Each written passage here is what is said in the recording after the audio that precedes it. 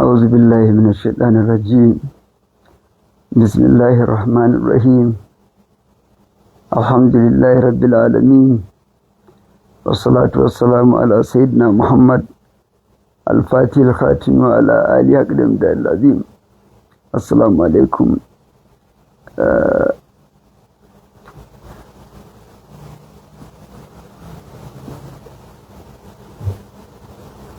Assalamu alaikum.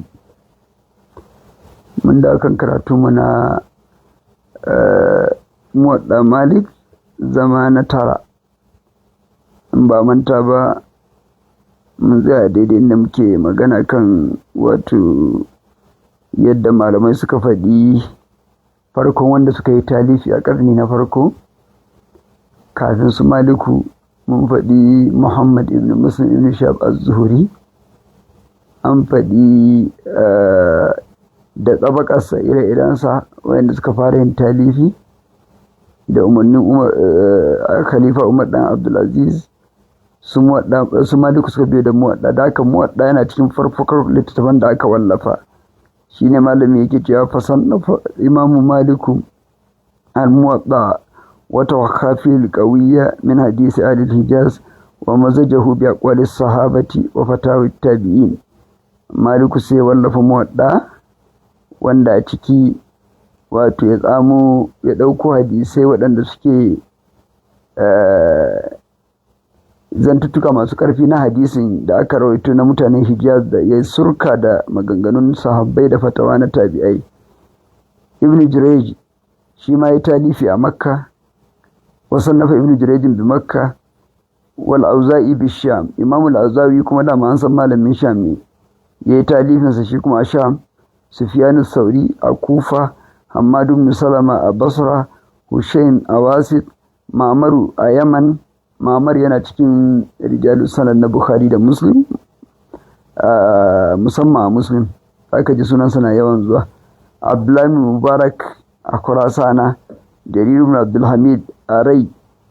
Yace wa kana haula fi asrin wahidin, wayannan duk zamanin su ɗaya ne. Fala yudra an ayyuhum sabaqa, ba san wa ya riga wani ba bit tahdid, saboda ba garuruwa ɗaya bane, amma dai an san zamani ɗaya suka yi. Summa talahum kathirun min ahli asrihim, sannan da yawa daga cikin malaman zamanin su suka biye su akan wannan finnas da alamin walihim, wajen sakawa akan wato hanyar da suka biyo. Ila an ra'a ba'dul a'immati an yufrada hadisin nabi sallallahu alaihi wasallam khassatan. Wancan talifofi duk an yi su ne ana hadawa da hadisi da asar daga sahabbai, daga wanda aka rawaito daga tabi'ai, da shi ma malami mai talifi. Zaka ga Malik ya ce wa indi a wuri kaza kaza da kaza, ko kuma ya ce wa indana kaza da kaza kaza, mu a wurinmu kaza da kaza da kaza. To talifofin wancan lokacin duk irin wannan tsarin da aka rubuta Muwadda a kansa Sufyan al-Thawri ya rubuta nasa a irin wannan tsarin. Har yanzu Auza'i ya rubuta nasa a Sham a irin wannan tsarin. Wato Abdullah ibn Mubarak a Khurasan ya rubuta nasa, Jarir dan Abdul Hamid duka, da sauran malamai irin su Hammad ibn Salama, su Ma'maru a Yaman. To sai daga ba'ila an ra'a ba'dul a'immati, har dai ta kai lokacin da waɗansu daga cikin shugabanni suka ga an yufrada hadisin nabi sallallahu alaihi wasallam, a ware wa hadisi annabi sallallahu alaihi wasallam tarihi zalla. Wa zalika ala ra'sil mi'atayn, wannan ya faru ne wato a lokacin da hijira ta kai aka shiga karni, an shiga wato kan hijira ta 100, shekara ta 200 ta hijira. Fasannafu al-masanida, suka wallafa masanid. Inta yace wa qala Abu Talib al-Makki fil Qut, hadhihi al-kutubu hadithatun ba'da sanatin 20 aw 30 wa 100. Wa yuqalu awwalu ma sunnifa kitab ibn Jurayj bi Makkah fil athar wa hurufin min at-tafasir. Abu Talib al-Makki yana faɗi cikin Qutul Qulub, yana cewa wayannan littattafai wato farau ne, sun faru ne bayan hijira ta kai shekara 125 ko 130. ana ma cewa farkon littafin da aka wallafa littafin shi Ibn Jurayj ne a Makka, wanda ya rubuta akan asar, wato ya tattaro asaru tun daga na hadisai da na sahabbai din, kamar dai da Maliku ya nasa, da kuma waɗansu wato ya ce wa hurufin minat tafasir, misali kalmomi da suke da ɗan gumudi haka, suke da ɗan shigewa duhu na tafsiri, ko kuma wanda aka rawaito fassarorinsu a wurin sahabbai ko wurin annabi sallallahu alaihi wasallama, su ma sukan ware su. Wannan tsarin kamma da shi Ibn Jurayj ya bi, su Bukhari da Muslim duk sun ɗora a kai. Sahih Bukhari akwai kitabut tafsir, Muslim na da shi, sauran asabu sunani duk suna da wato littattafan da suke warewa. Za ga wani kitab da za a ware musamman na tafsirin Qur'ani. A lokacin tafsiri bai zama madda wacce ake warewa talifi mai zaman kansa ba, har a lokacin ba wallafa tafsirin Qur'ani daga Bakara zuwa Nasi ba. Tafsirin Qur'ani sai da rawaito shi a riwaya na hadisi, wani ma a kalmomi da suka zama suna da iskali, amma idan ba haka ba da yake duk larabawa ne suna jin abin da ake faɗi, kuma sannan ba duka kowane waje ke bukatan fassara ba, sai inda yake bukatan ƙarin bayani ko kuma wani sabab cikin asbabun nuzul da ire-irensu, to shine ake samun irin wannan. Summa kitabu Ma'mar, sannan littafin da Ma'mar ya rubuta bil Yaman a Yaman, jama'a fi sunanan mansuratan mubawwabatan. Shi Ma'mar a Yaman littafin nasa ya tara wasu hadisai sunnoni wanda suke a watse, ya haɗe su wuri guda, ya musu babi kowanne sai ya ware su, wanda suke da alaƙa da sai ya musu babi. Summal Muwatta bil Madina, sannan littafin Muwatta Malik a Madina. Summa Ibn Uyaynata al-Jami, sai Jami'u dan Sufyan, Jami'u littafin Sufyan na Ibn Uyaynata shi ma ya wallafa. Wa tafsir fi harufin min ilmi al-Qur'ani, sannan tafsiri a cikin waɗansu keɓantattun haruffa waɗanda suke da wahalan fahimta na tafsirin Qur'ani. Kamar yadda na faɗa baya, tafsirin Qur'ani a wancan lokaci ba a fassaro shi duka daga Bakara zuwa Nasi, dalili saboda kusan ba bukatan haka sosai. Mutane suna gane ma'anonin da ake faɗi kowa gurgudan iya fahimtarsa, a lokaci guda kuma akwai haruffan da ke da iskali wanda ke bukatan fassara, ta su ɗin ne kawai ake fassarawa a cikin ilmin Qur'an. Wa fil ahadith al mutafarriqa, cikin hadisai wanda suke rarrababu. Wa Jami'u Sufyan as-Sauri, banda Ibn Uyayna shi ma Sufyan as-Sauri shi ma ya wallafa. Akwai kitabul Jami' nasa, wato sannafa aidan fi hadhihi al-mudda, shi ma wannan tsakani yayi nasa.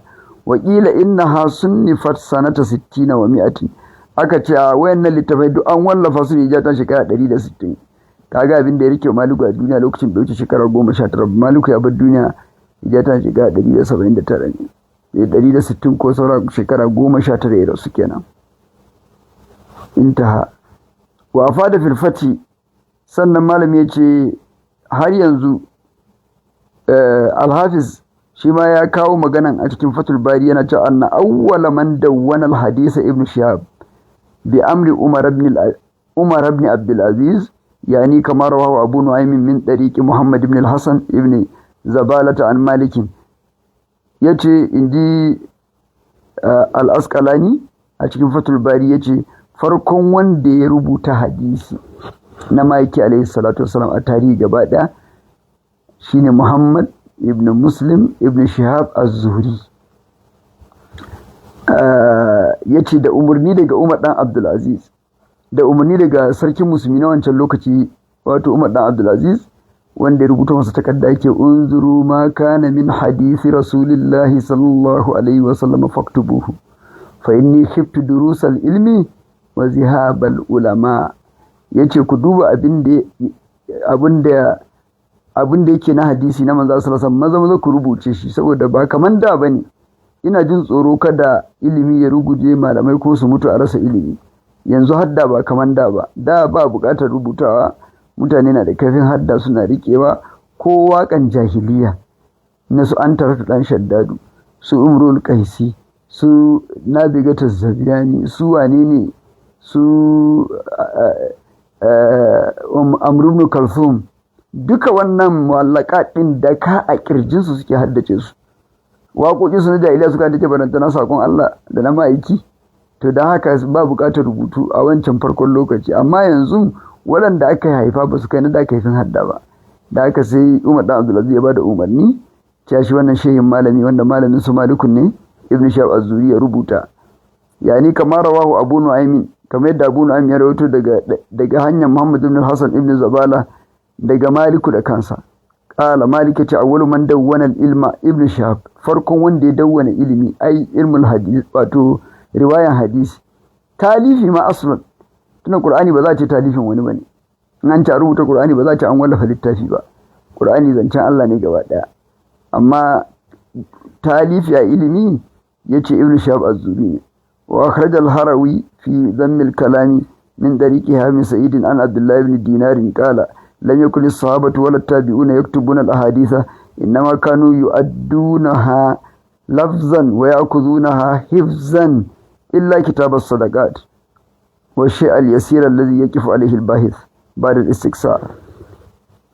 Yace cewa al-Imam al-Harawi ya rawaito cikin littafin sa Zammul Kalami yana cewa ta hanyar Yahya ibn Sa'id al-Ansari kenan daga Abdullah ibn Dinarin. Ibn Dinarin yake cewa sahabbai da tabi'ai ba su kasance suna rubuta hadisai ba, sukan rawaitar da hadisin ne lafazi yadda suka rawaita. Abu Hurairah zai ba da hadisi da lafazi sai ya sa wani ya buya a bayan labule, ka rika rubuta sak kalmomin da ya faɗa sak, kai amfani da wording, wato ainihin lafazi da ya amfani da shi ka rubuce mun ka ajiye. Sai bayan shekara guda Abu Hurairah duk ana ji Abu Hurairah duk bai san da wannan ba, sai da shekara ta kewayo sai Marwan ne sai aka kawo masa takarda, sai ya bude ce barawar haka kaman na kira ka nan ka kanta wanda sai ce ranka ya ce bismillah saki biya mu. Ya biya ya ga ko wasali bai canza ba, to sannan ya tabbatar da Abu Hurairah da aka ce ya haddace hadisi cikin shekara 3 a zamanin da ya dan dududu shekaru su ranar su shekara 3 ne, sauran shekara 3 annabi ya rasu ya musulunta sallallahu alaihi wasallam.